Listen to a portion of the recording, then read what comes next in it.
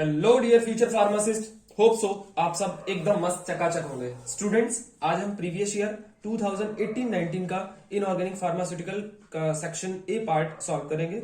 As you all know, section A contains 10 marks और and all questions are compulsory to attempt. Okay, so अच्छे marks gain करने हैं तो video को बिना स्किप किए लास्ट तक देखें।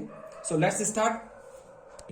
सो हमारा फर्स्ट क्वेश्चन है, give the reaction involve in the limit test of iron.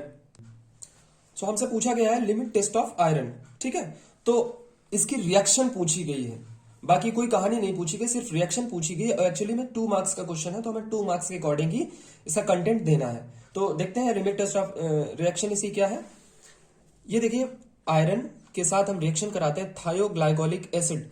थायो का मतलब होता है एसएच, एसएच को डिनोट करते हैं थायो से, और आयरन है तो ग्लाइकोलिक एसिड क्या है, CH2O CH2COH, राइट। इसकी सिट्रिक एसिड और अमोनिया की प्रेजेंस में रिएक्शन को कराएंगे तो हमको कुछ इस तरह का सॉल्ट मिलेगा।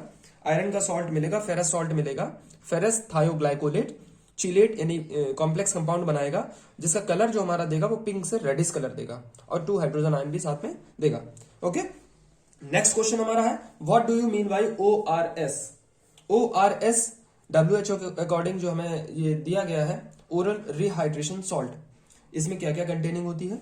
ORS contain anhydrous glucose, sodium chloride, potassium chloride और sodium bicarbonate. Students, actually ORS जो है तब दिया जाता है जब हमारी बॉडी में जो फिजियोलॉजिकल फंक्शन होता है वो नॉर्मली वर्क नहीं करता है, यानी कि इलेक्ट्रोलाइट्स की कमी हो जाती है। So they are used when significant water loss occur in body system, right.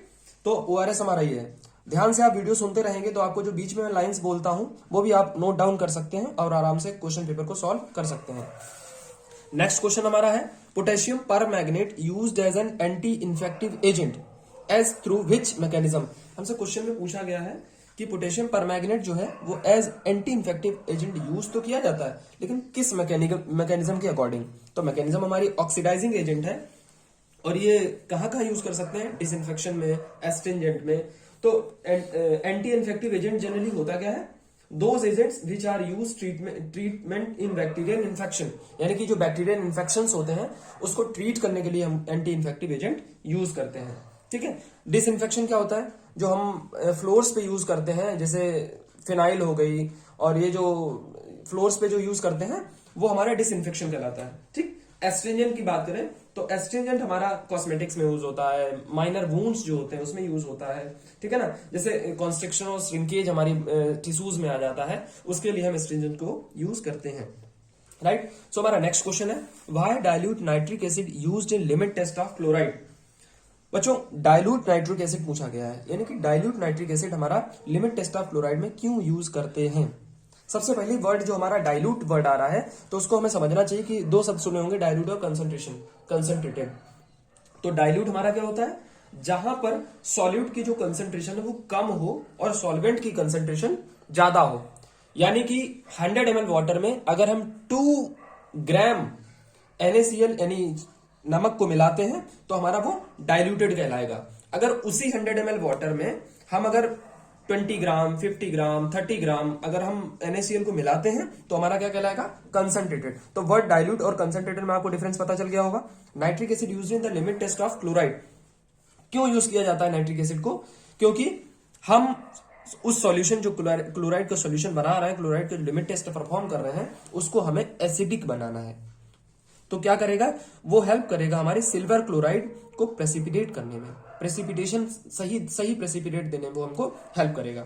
Okay, so next question हमारा है, why povidone iodine preferred over iodine as anti infective agent. Anti का मतलब होता है ऑपोजिट, इन्फेक्टिव का मतलब होता है इन्फेक्शन, यानी कि जो बैक्टीरियल इन्फेक्शन को अपोज करे उसे हम एंटी इन्फेक्टिव एजेंट बोलते हैं। स्टूडेंट्स, क्वेश्चन में पूछा गया है कि पोविडोन आयोडीन क्यों प्रिफर किया जाता है ओवर आयोडीन, यानी कि आयोडीन न लगा करके पोविडोन आयोडीन ही क्यों लगाते हैं हम किसी भी एंटी इन्फेक्टिव एजेंट की तरफ।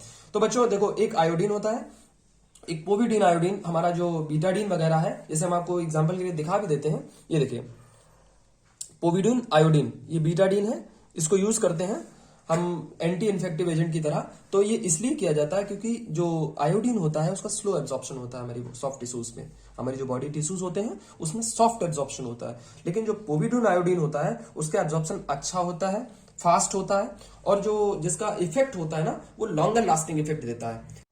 नेक्स्ट क्वेश्चन हमारा है define term acidifying agent. Acidifying agent का मतलब है, एसिड का मतलब होता है एसिडिटी को बढ़ाना, एसिडिफाइंग का मतलब है एसिडिटी को बढ़ाना। ठीक है, तो ऐसे एजेंट जो हमारे एसिडिटी को बढ़ाते हैं उसे हम एसिडिफाइंग एजेंट बोलते हैं। These are agents or drugs which are able to increase the acidity in gastrointestinal tract, यानी कि स्टमक और इंटेस्टाइन में जो हमारी एसिडिटी को बढ़ाते हैं उसको हम क्या बोलते हैं, एसिडिफाइंग एजेंट। इसका एग्जांपल आप लिख देंगे, 2 मार्क्स अच्छे गेन करने में हेल्प मिलेगी। Ammonium chloride, right. बच्चों नेक्स्ट क्वेश्चन हमारा है डिफाइन हीमाटेनिक्स विद एग्जांपल। हीमाटेनिक्स का मतलब है, हीम से मतलब आपको हीमोग्लोबिन से समझ में आ रहा होगा, हीम से हीमोग्लोबिन बनता है ना, तो यानी कि जो हीमोग्लोबिन को बढ़ाते हैं, स्टिमुलेट करते हैं, प्रोडक्शन करने में हेल्प करते हैं, ऐसी सेल्स को, ऐसे ड्रग्स को हम हीमाटेनिक्स बोलते हैं।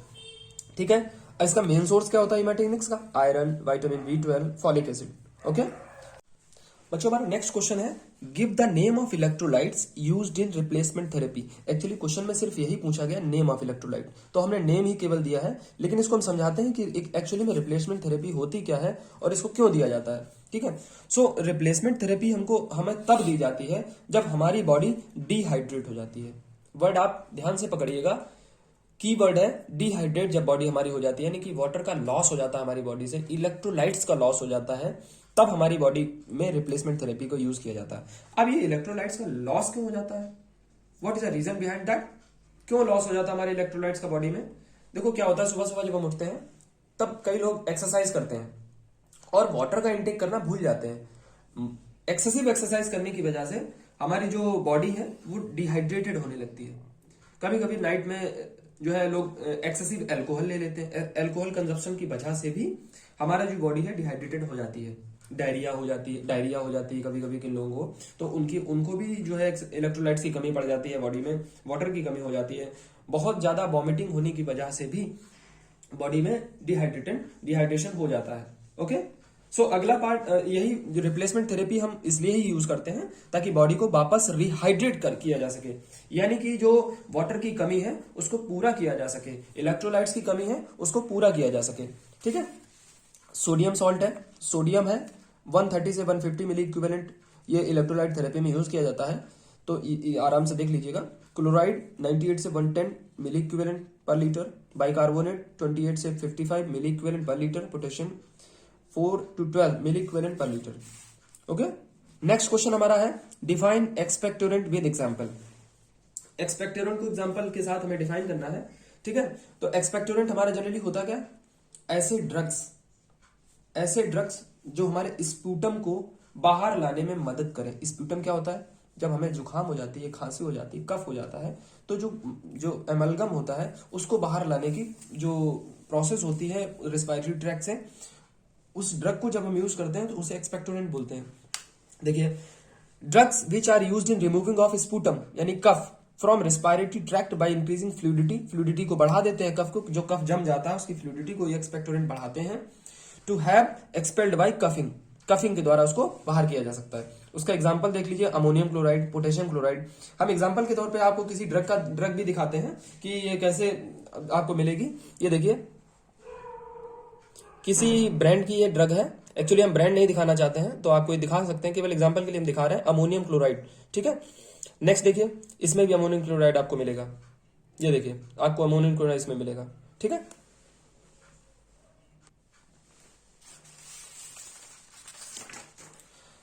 अब हमारा नेक्स्ट क्वेश्चन है give disadvantage of systemic antacids.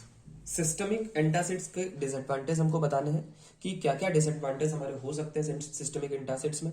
सबसे पहले ये हमें समझना होगा कि सिस्टमिक एंटासिड्स होता क्या है।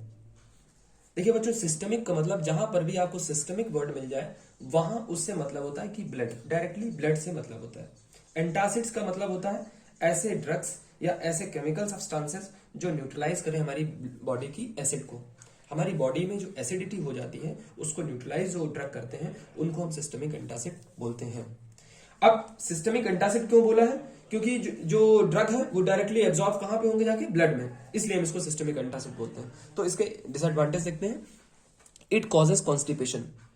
सिस्टमिक एंटासिड्स लेने के बाद हम कॉन्स्टिपेशन के शिकार हो सकते हैं। मिल्क एल्कली सिंड्रोम हो सकता है हमको। ये हमारी किडनी की एबिलिटी को रिड्यूस कर देता है और जो एलिमिनेशन प्रोसेस होता है वो थोड़ा सा स्लो पड़ जाता है। ठीक है, यूरिन हमारी कम कम निकलती है, लेट लेट निकलती है। It might be causes allergic reaction. Systemic antacids लेने के बाद हो सकता है कि हमको एलर्जी की परेशानी से भी सामना करना पड़े। तो ये थे हमारे 10 क्वेश्चन 2018-19 के। सॉल्व पेपर पढ़ने, ऐसे ही सॉल्व पेपर पढ़ने के लिए हमारे चैनल को सब्सक्राइब करें और शेयर इसलिए करें ताकि आपके किसी फ्रेंड को हेल्प मिल सके। ओके, और बेल आइकॉन को दबाना ना भूलें। Still if you have any doubts in your mind, please drop your message in comment section. Stay tuned with your hard work. Thank you.